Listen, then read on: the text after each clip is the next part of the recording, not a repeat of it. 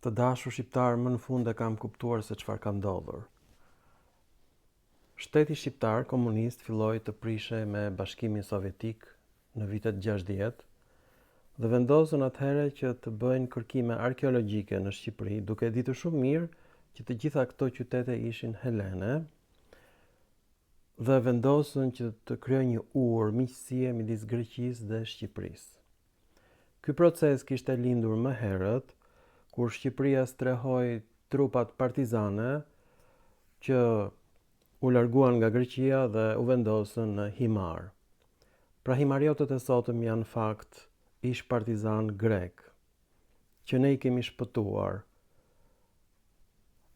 Fill mbas luftës së dytë botërore, kur ishte lufta civile midis forcave të djathta të udhëhequra nga gringot dhe forcave të majta të udhëhequra nga Bashkimi Sovjetik I atëhershëm, Rusia e sotme.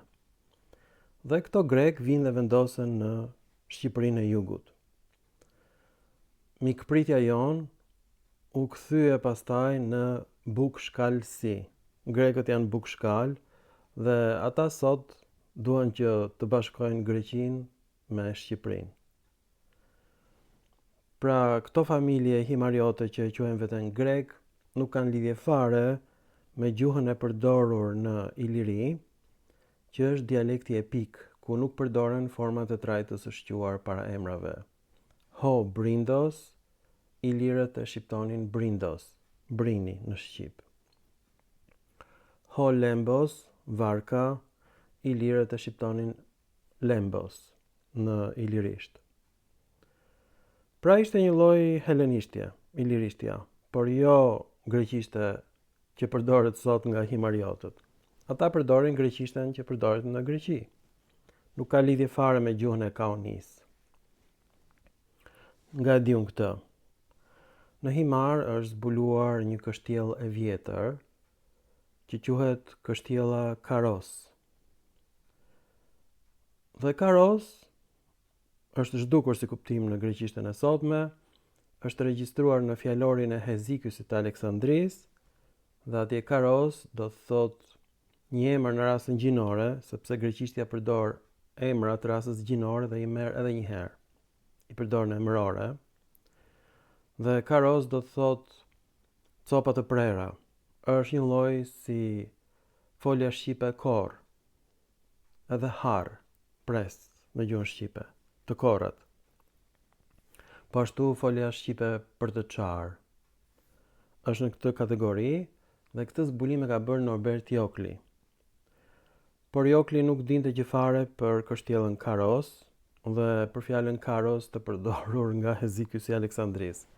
Këtë I gjej unë mbasi ky fjalor doli në internet. Dhe atje fjala Karos do të thotë mbeturina, asgjë. Lidhet me fjalën thërizë në gjuhën helene që do thotë një insekt që të pi gjakun, që të pret lëkurën. Pra Karos nuk është përdorur nga grekët. Është fjalë e harruar, e mbetur në fjalorin e Hezikysit në Aleksandri, në Egjipt. E gjej unë këtë, dhe kjo është origjina e kështjellës Karos. Do thotë gërmadha në gjuhën e dialektit dorik. E pra grekët nuk e dinin këtë gjë dhe se dina dhe sot e kësaj dite kur po bëjnë këtë film. Se kanë idenë se çfarë është Karos, nga vjen ajo. Kjo është kështjella e Karosit.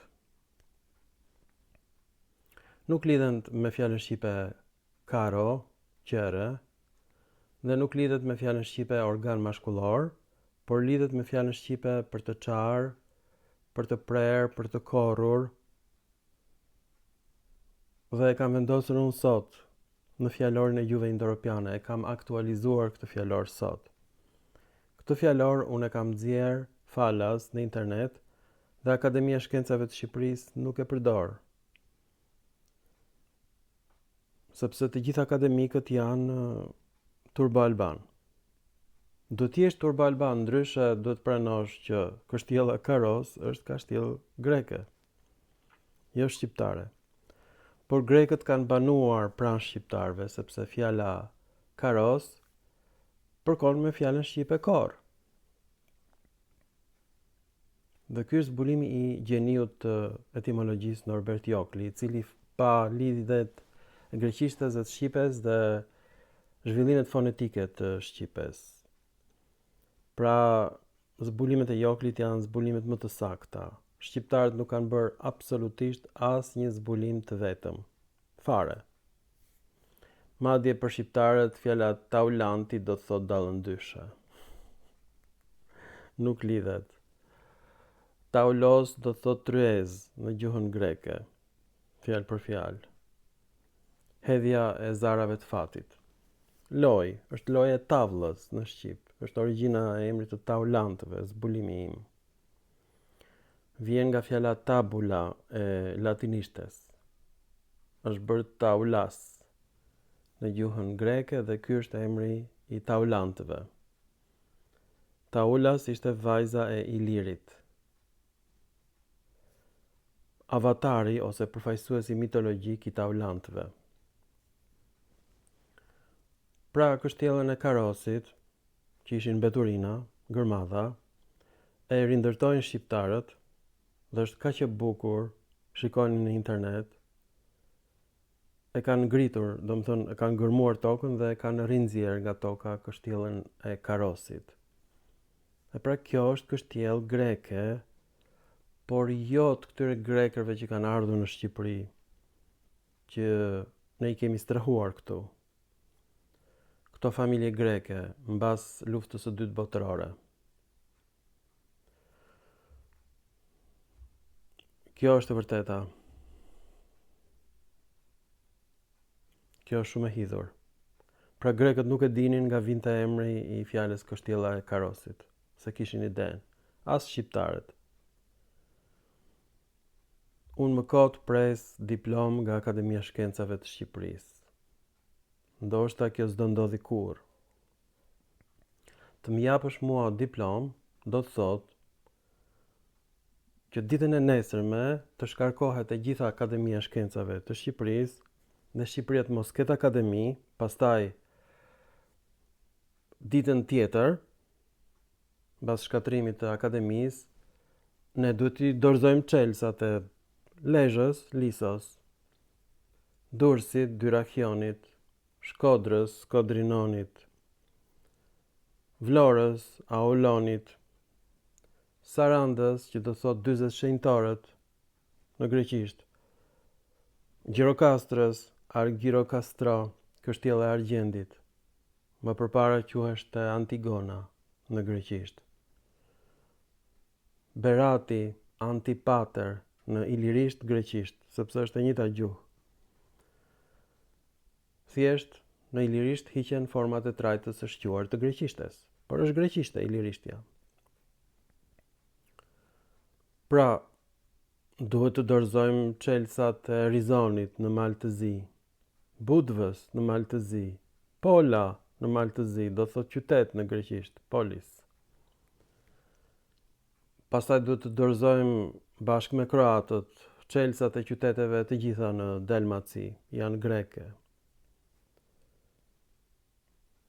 Duhet të dorëzojmë çelsat e Kosovës. Në Kosovë është Damastioni, kryeqyteti I kolonisë greke në Dalmaci dhe në Kosovë. Në Kosovë që është Damastion, kryeqyteti I grekërve. Në Hungari, hungarezët duhet të dorëzojnë të gjithë vendin e tyre, sepse që është mbretëria e Paonëve. Paon është emri I Apollos, ai që të godet, ai që të shëron.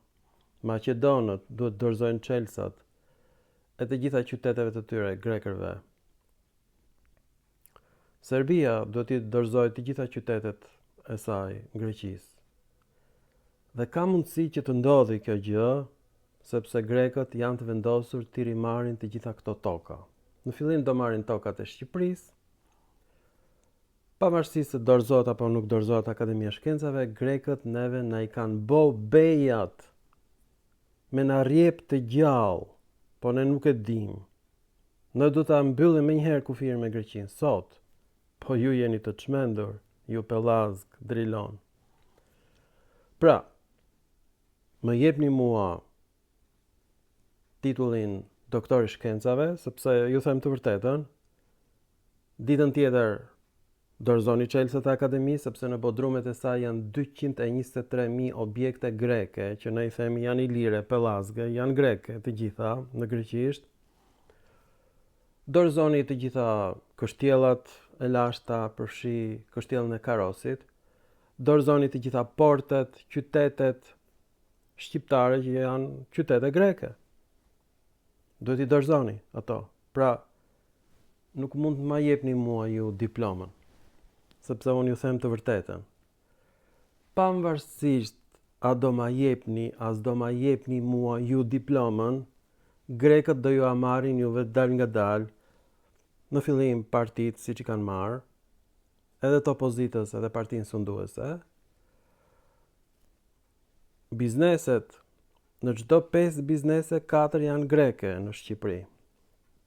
Të gjitha pasurit shtetërore, hidrocentralet, sidomos, burimet strategjike janë privatizuar në duart e minoritarëve grek janë, që të gjitha. Me parat të Greqisë që ajo i ka marrë nga lobi amerikan, edhe nga komuniteti europian. E ka blerë të gjithë Shqipërinë, Greqia. Shqipëria është tokë private greke sot. Thjesht në letër është atë dhe ujën, ne jemi sklever të Greqisë sot. Por, në mënyrë formale, Greqia do t'i marrë të gjitha qytetet e saj. Por nuk janë të saj, kanë qenë koloni greke. Ne kemi qenë sklevrit e tyre. Dibra është quajtur Penestia, Dibranët, stërgjyshët e mi, kanë qenë Penest. Nga fjala Penes, i varfër në greqisht. Pra ne gjithë jetën kemi qenë sklevrit e helenëve, që me krijimin e qytetërimit. Nuk ka qytetërim shqiptar. Ne kemi qenë dëshmitar të lulëzimit të qytetërimit grek. Ne kemi ndihmuar grekët të krijojnë poezi, poema, Iliadën, Odisean, po kush i bënte punët e rëndomta, kush e lëronte arën, kush pastronte kovat e mjaltit, sepse atëherë s'kishte tubacione në për qytete, kush punonte në miniera, sklevrit, penestët. Dhe penest janë quajtur sklevrit në Thesali ose pelazgët, dhe penest janë quajtur dibranët, fisi më i madh i lirë. Dibra ka qenë Penestia. Vetë emri Dibër vjen nga Debora, i thon bletës në Testamentin e Vjetër. Është fjalë nga greqishtja, që greqishtja ka marrë nga mitologjia hebreje. Pra kjo është origjina e kështjellës të Karosit. Ishin beturina në greqisht, gërmadha, shqiptarët i rindërtojnë, por i rindërtojnë me qëllim që të mbijetonte sistemi komunist. Grekët këtë e shfrytëzuan në maksimum dhe tani kanë ngritur qendrat, parqet arkeologjike greke. Nuk janë shqiptare, janë greke. Dhe shqiptarët s'kan asnjë të drejtë të afrohen aty. Po ky është vetëm fillimi i ferrit të shqiptarëve. Shqipëria është parajs mbi tokë, por do kthehet në ferr për shqiptarët, për fat keq, sepse ne jemi të çmendur. Ne po ju a dorëzojmë vetë Chelsea-t atyre të qyteteve tona. Prandaj, unë them që më mirë më jepni mua diplomën, që shqiptarët të tremben me të vërtet të merohen me këtë që po ndodh. Po më dhatë mua statusin e vërtet, që unë të dalë në televizionin shtetëror dhe t'ju them shqiptarve se çfarë ka ndodhur, çfarë është kështjella e Karosit. Kjo është kështjella e mbeturinave e gërmadhave në greqisht. Ne e rikrijojmë atë, e restaurojmë, dhe kjo është kështjellë greke, por jo këtyre grekërve që kanë ardhur më vonë si mysafirë në Shqipëri, por e grekërve të lashtë. Megjithatë është greke, pra ilirët flisnin greqisht. Përpiquni ta kuptoni një gjë të tillë, sepse shumë turp t'i thoni vetes pelazg. Në fakt, armiqt më të mëdhenj të Shqipërisë janë këta turbo-albanët. Ata do ju çojnë juve në varr. Ju falenderit për vëmendjen dhe mirupafshim në filma të tjerë shkencor.